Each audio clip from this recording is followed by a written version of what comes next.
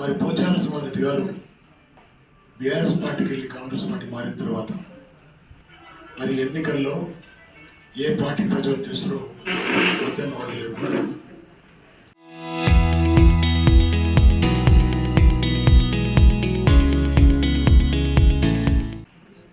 ఈరోజు నాకు తెలిసింది ప్రచార నిమిత్తం వెళ్ళిండు కానీ కండువాలు లేవు. కాంగ్రెస్ పార్టీ కండువ లేదు, బీఆర్ఎస్ లేదు, కానీ తిరుగుతున్నాడు. నా మొగ కాదు, నా ఆడ కాదు. అలాంటి పరిస్థితుల్లో కుటుంబం పోచారు శ్రీనివాసరెడ్డి గమనించాలా.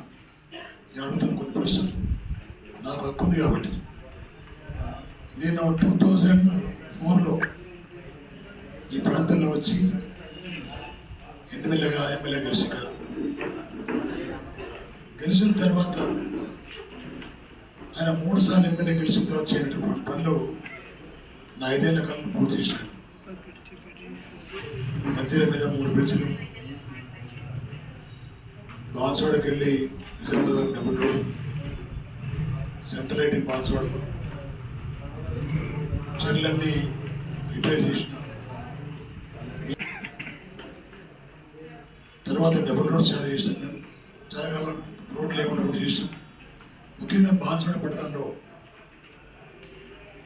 25 ఎకరాలు తీసుకొని పేదవాళ్ళ కోసం నాటించాను. మేము 25 ఎకరాలు విడి కార్మికులకు ఇచ్చాను. మేము చందూరులో ఇప్పటి వరకు కూడా పేదవాళ్ళకు పంపిణీ చేయలేదు, ప్లాట్ చేయలేదు. అంటే పోచారం చదవలేదు.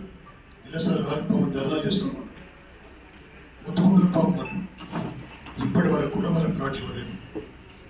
ముత్తూరులో 180 ఇళ్ళు కట్టాడు, నిర్మాణం చేసాడు. ఇప్పటికి కూడా కేసీఆర్ రెడ్డి ఇప్పటికి కూడా వాళ్ళు పంపిణీ చేయలేదు. 180 ఇళ్ళు. కోటగిరిలో 170 ఇళ్ళు కట్టాడు, వాటి పంపిణీ చేయలేదు. ఇబ్రహీంపేట కాలనీలో 5,000 ఇళ్ళు, 500 ఇళ్ళు పంచం చెదరెదురయ్యారు, కట్టాడు. కేసీఆర్ పీరియడ్లో వస్తలేదు. సిద్ధాపూర్ చెరువు 100 కోట్ల మంది చేసినప్పుడు కేసీఆర్ గారు, నేను కూడా వచ్చినప్పటికీ రిజర్వాయర్ ఇప్పుడు పూర్తి చేయలేదని. అదేవిధంగా చందూరు చాకూర లిఫ్ట్ ఎలక్షన్ ముందు పూర్తి చేస్తాను, అది పూర్తి చేయలేడు. అంటే నీకు ఏది లాభం వస్తుందో లాభం ఏదని చేసినాను. నీకు ఏదైనా కమిషన్ వస్తుందో కమిషన్ వచ్చిన మాత్రం చేసినావు. ఇల్లు వస్తే కమిషన్ రాదు, నీకు పంచవు, నువ్వు చెప్పినప్పుడు నీ పైసలు రావు, పల్లె యుద్ధాల్లో నీకు ఏది లాభం వస్తుందో దాన్ని మాత్రం చేయించడం. నేను చెప్తున్నా ఒకటే మాట, 650 కోట్లను బాన్స్వాడ తెచ్చడం కేసీఆర్ ద్వారా.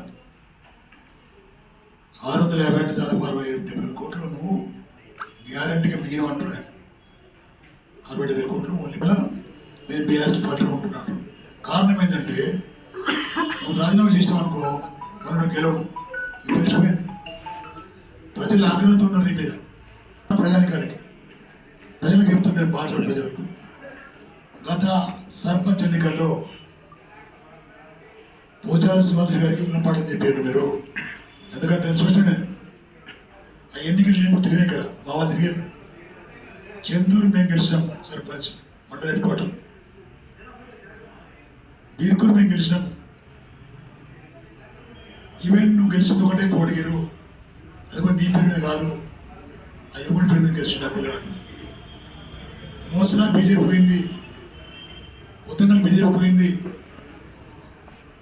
తర్వాత ఇదేదో మన రుద్రం పోయింది, నస్లాబాద్ పోయింది. ఏం గెలిచింది? అన్ని పోయింది. ఏం గెలిచాను?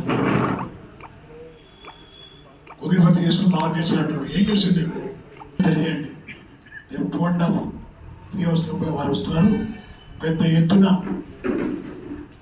బాన్స్వాడ కాన్స్టిట్యూషన్ నుంచి, టౌన్ నుంచి పెద్ద ఎత్తున రైతులు కానీ, మహిళలు కానీ, ప్రజలు కానీ పెద్ద ఎత్తున తరలి వచ్చి